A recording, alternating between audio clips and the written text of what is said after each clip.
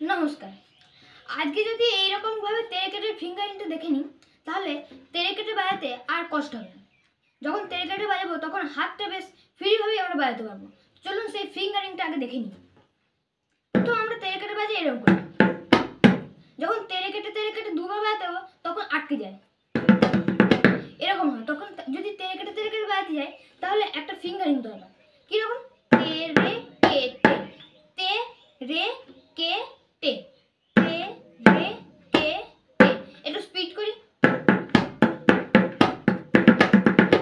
তেরেকেটে আরো স্পিড।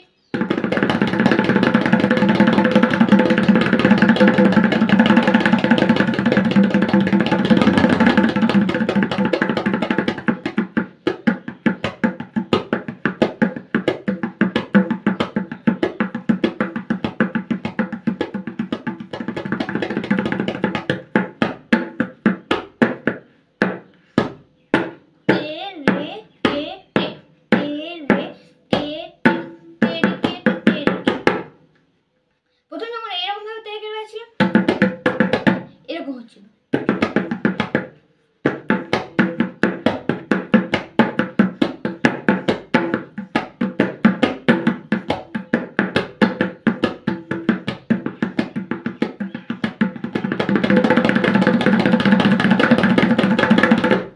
এবার হচ্ছে দ্রুত তিন তাল।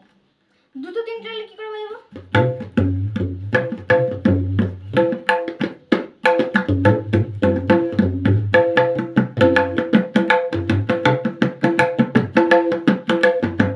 যদি এরকম ফিঙ্গার করে বাজায় তাহলে আর কষ্ট হবে না দ্রুত তিন তাল বাজাতে।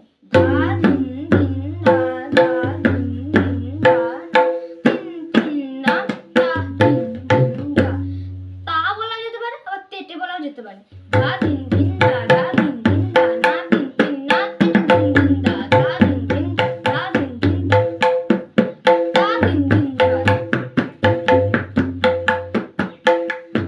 ধা ধিন ধিন ধা ধা ধিন ধিন ধা না